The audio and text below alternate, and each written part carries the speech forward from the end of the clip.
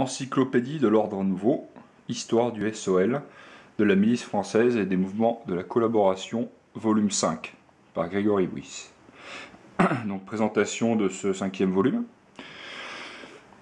Alors, on peut commencer déjà par la couverture, qui est en fait un patchwork de différents portraits de collaborationnistes, de volontaires français, de miliciens. Voilà, donc la plupart des photos, on peut les retrouver déjà dans ce volume ou dans des volumes précédents. Voilà, avec les symboles des différents groupements. Et le 4e de couverture plus classique, avec les 4 départements, Haute-Garonne, Ariège, Tarn, Tarn-et-Garonne. Car ce 5e volume conclut en fait ces 4 départements. Voilà, c'est le point final de cette partie de la France. Donc l'ouvrage fait 250 pages, 148 biographies principales et 128 biographies plus minces, dont je n'ai pu accéder en fait au dossier en justice. Donc voilà, des biographies malheureusement très minces. Mais il n'est pas exclu qu'un jour je puisse accéder au dossier en question dans un autre département, dans une autre région. Comme toujours, vous pouvez me retrouver sur ma page officielle Facebook. Voilà, comme vous voyez ici. Encyclopédie de l'Ordre Nouveau, comme les livres.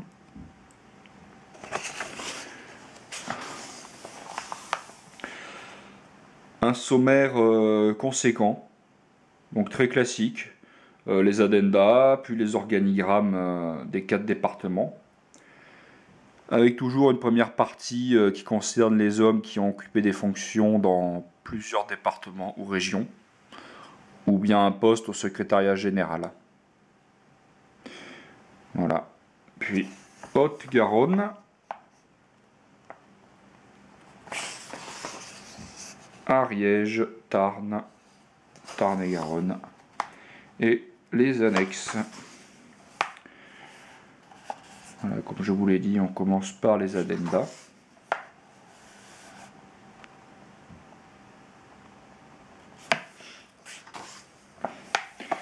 Et l'ouvrage débute par une partie dont je suis très fier, les organigrammes. Donc c'est probablement ce qui m'a demandé le plus de mal, le plus d'efforts. Dans le sens où les organigrammes, ils tombent rarement tout cuits dans la bouche, on va dire dans un document officiel. Il faut parcourir plein de dossiers, reconstituer les chefs de section qui se sont succédés, les différents échelons, voilà, superposer tout ça, des fois deviner, car le bonhomme ne dit pas forcément qu'il a été chef cantonal de tel ou tel mouvement. Forcément, il s'en cache à son procès, donc c'est aussi un petit jeu de devinette. Donc on commence avec la Haute-Garonne et le SOL et la milice. Donc avec l'organigramme tout d'abord de l'échelon régional, qui comprenait 9 départements. Puis celui de l'union départementale. Donc voilà, avec quelques généralités au début de chapitre. Donc le nombre approximatif de gens qui ont adhéré au SOL ou à la milice. Voilà, quelques petites statistiques. L'organigramme de l'union départementale de Haute-Garonne. Alors bien sûr, des fois, il y a des trous. Donc ça s'explique, soit je n'ai pas retrouvé le nom du bonhomme qui occupait tel ou tel poste à une période, soit tout simplement le poste était vacant, c'est possible aussi. Voilà, l'organigramme SOL et francs-gardes bénévoles. Donc là, en fait, on a les chefs de centaines, chefs de trentaine et compagnie de tous les chefs-lieux de canton du département. Voilà. Haute-Rive, Cadour, Carbone, Caser, Lanta, Muret, Revel, Saint-Béat. Toulouse, forcément, qui comportait une cohorte théorique avec 5 centaines et un certain nombre de trentaines, que j'estime, on va dire 15 à 18 trentaines. Alors bien sûr, c'est très difficile de dire à quoi correspondait chaque trentaine. Donc une trentaine correspondait en général à un quartier de la ville, enfin de l'agglomération.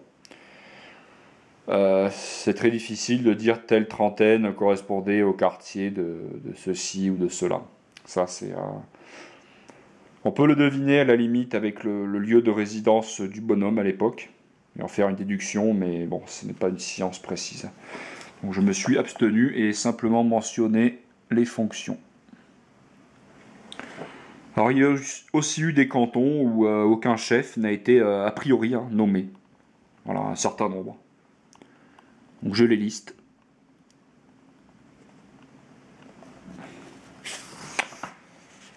Voilà, voilà. Ensuite, je liste les gradés du SOL et de la Franc-Garde bénévole. Donc on va du grade le plus haut, chef de centre, à chef de trentaine adjoint. Et je fais également les chefs de dizaine, mais uniquement pour la Franc-Garde permanente, c'est-à-dire les miliciens qui ont été encasernés et armés en 1944. Donc le nombre est forcément plus réduit. Après, il faut savoir que certains bonhommes ont eu des grades différents selon que ce soit dans le sol, la Franc-Garde bénévole ou la Franc-Garde permanente. Exemple, je dis une bêtise, mais par exemple, lui qui était chef de la cohorte adjointe de Toulouse, il est passé à la Franc-Garde permanente armée en tant que chef de trentaine. Voilà. Car forcément, les effectifs de miliciens armés et prêts à en découdre en 1944 étaient beaucoup moins importants que l'effectif théorique Franc-Garde bénévole ou sol en 1942-1943. Donc, qui dit effectif réduit dit grade inutile, donc il était en quelque sorte forcément rétrogradé, si on peut dire. Donc je retiens seulement, si le bonhomme a eu plusieurs grades, je retiens celui qu'il a le plus haut qu'il a obtenu. Voilà. Par souci pratique. On passe ensuite au PPF, le Parti populaire français.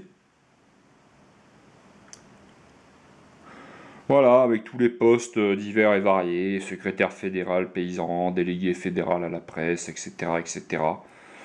Ça fait beaucoup de fonctions, bon, somme toute théorique, car le PPF en Haute-Garonne, pour toute la période, on peut estimer environ à 250 le nombre de membres. Voilà. Mais il n'en comptait plus que peut-être une petite centaine en 1944, peut-être, dont 57 à Toulouse. Voilà, avec les secrétaires de section, qui étaient aussi en général, qui cumulaient avec une fonction de chef SOL. Pas toujours, mais des fois. Puis les autres groupes plus groupusculaires comme le RNP, le francisme, le groupe collaboration, le comité ouvrier de secours immédiat, c'était un organisme qui consistait à porter secours aux gens après les bombardements ou à des œuvres sociales diverses et variées. Bon, il fait assez peu actif en Haute-Garonne, forcément. La LVF, voilà, avec les différents échelons, donc délégué régional, puis inspecteur régional, secrétaire départemental, adjoint, trésorier, sténodactylo. Waffen-SS, quand il y en avait un responsable local. Et là, une petite partie sur le SD, le Sicherheitsdienst, alias la Gestapo. Donc avec voilà, la liste des auxiliaires français que j'ai pu retrouver. Et la Selbstschutzpolizei, qui consistait en fait d'une équipe qui gardait les locaux les locaux du SD et qui n'avaient qu'une fonction de garde et parfois qui partaient en opération. Mais voilà, qui n'étaient pas à proprement parler des inspecteurs de police. On passe à l'Ariège. Alors oui, les effectifs SOL, milice, ils varient selon les départements. En général, un département urbain, qui comportait un certain nombre de villes, même petites, a pas mal recruté. Tandis que les départements ruraux ont eu beaucoup de peine à recruter des adhérents, même symboliques, quoi. Pour la Haute-Garonne, par exemple, on est à environ 1200 adhérents pour la période SOL et milice. Voilà, 1200, c'est mon estimation. Bon, j'estime à peut-être à 150 le nombre qui ont été francs-gardes permanents en 44. Au moins une quinzaine d'inspecteurs du deuxième service, donc la branche policière. Plus les cadres vraiment actifs, voilà, on peut estimer à peut-être un peu plus de 200 le nombre de miliciens vraiment actifs en Haute-Garonne. 200 sur 1200. Pour l'Ariège, on passe à un peu plus de 200 pour toute la période. Un peu plus de 200 adhérents.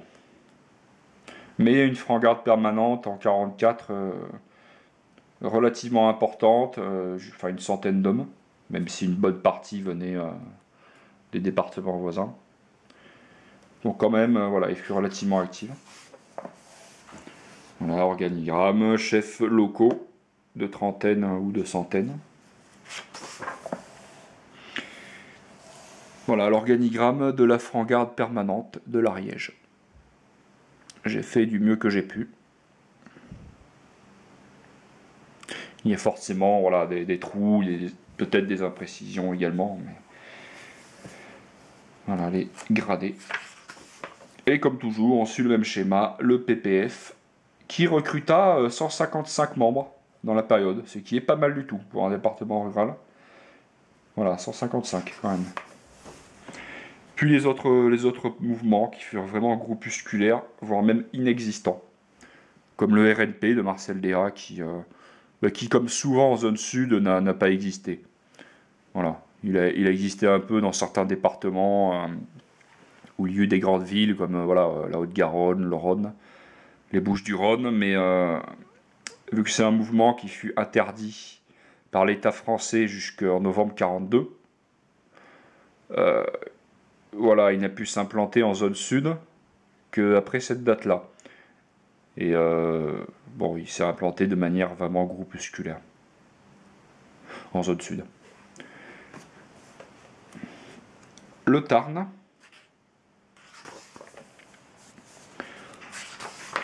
Bon, je passe un peu vite, ça suit le même schéma, vous avez compris. Le Tarn-et-Garonne, là encore. Donc, on peut faire une petite parenthèse sur l'organisation départementale SOL franc-garde bénévole. On peut prendre un petit exemple là pour le Tarn-et-Garonne, c'est un bon exemple. Donc pour le Tarn-et-Garonne, il y avait 6 centaines. Donc ça veut dire que le département était divisé en 6 parties. Avec chaque partie avait un chef de centaine qui contrôlait plusieurs cantons. Et qui était chargé de recruter voilà, dans son canton, enfin dans son arrondissement. Donc la centaine de Montauban, de la Bastide Saint-Pierre, de Castel-Sarrazin, Valence d'Agen, Beaumont de Lomagne et Caussade. 6 centaines. Bon, relativement théorique parce qu'il n'y a pas eu 100 adhérents par centaine. Il y en eut moins. La 6e centaine, notamment, a été dissoute assez tôt, en avril 1943, suite à la démission de son chef et de bon nombre des adhérents. Donc elle ne s'est jamais reformée après avril 1943. Voilà, partie 1, département et régions multiples, secrétariat général. Voilà, on commence par Pierre Allot, qui a été chef de centaine à Nérac dans le Lot-et-Garonne, puis nommé chef départemental adjoint du Tarn-et-Garonne en avril 1944. Puis il a fini à la Charlemagne comme officier médical, voilà, Obersturmführer, probablement dans la compagnie médicale de la division. Franck d'Artancé, pareil, un peu le même profil, chef local, chef de cohorte à Nérac également, dans le Lot-et-Garonne, puis chef départemental d'avril à juin 1944, date où il est assassiné sur une route, voilà, avec un de ses hommes. Bon, des fois des parcours plus administratifs, comme voilà, ce dénommé Bartoli, qui était simple inspecteur administratif à Vichy, au service financier. Voilà, un héros de la guerre 14-18 avec pas moins de 12 citations quand même. Ce qui n'est pas fréquent, je vous l'assure. Légion d'honneur et compagnie.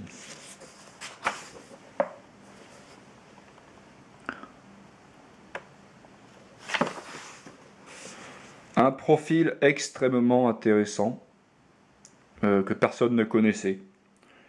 Et pourtant, voilà, il a été, on va dire, officier de la LVF, mais il n'a jamais rejoint vraiment le front. Et il a eu une activité en France, comme, on va dire, comme agent du SD, hein, voilà, de la Gestapo, donc à Paris, dans l'Hérault et en Lozère. Mais il portait quand même l'uniforme allemand de la LVF, ce qui est étrange, enfin ce qui est rare. Il était considéré comme officier de la LVF, il n'était pas vraiment dans l'unité. Et puis il a fini la guerre, pas dans la Charlemagne, mais dans des unités allemandes diverses et variées. Et il a fini chef de compagnie, que je dise pas de bêtises, je sais plus quel régiment, bref. Et il s'est rendu avec ses 250 hommes, forces alliées, en 1945.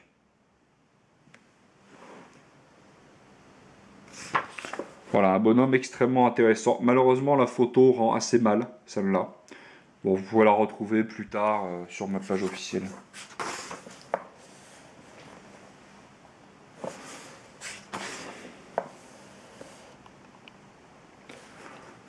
Voilà, Gabriel Dumontier, encore un autre milicien du Lot-et-Garonne qui a été muté dans le Tarn-et-Garonne en juin 1944, à la mort de D'Artancé.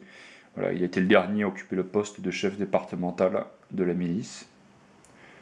Et il a trouvé la mort probablement en août 1944, durant l'exil vers l'est de la France et l'Allemagne, dans des circonstances pas très claires. Bon, j'en dis pas plus.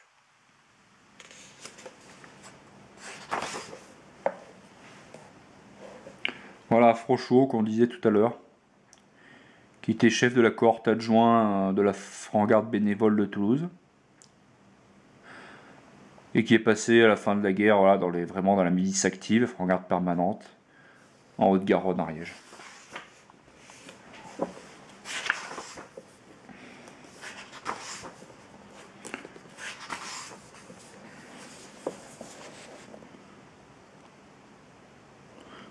On le voit sans doute mal ici, mais je lui trouve un petit air de De Niro dans Le Parrain, Le Parrain 2.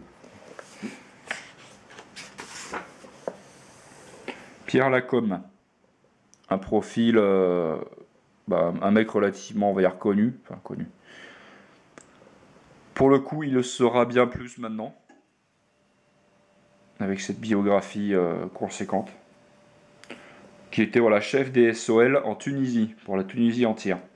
Donc à l'arrivée des Alliés en novembre 1942, il a organisé le SOL dans le pays, qui comptait plusieurs centaines de bonhommes, et ils ont fait ce qu'ils ont pu pour retarder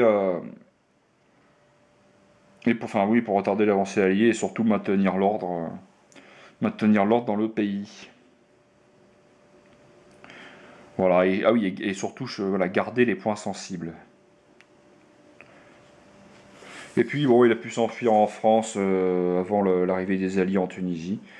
Il était chef régional de la milice à Toulouse pendant plusieurs mois, et à la fin de la guerre, directeur régional des services pénitentiaires à Lyon.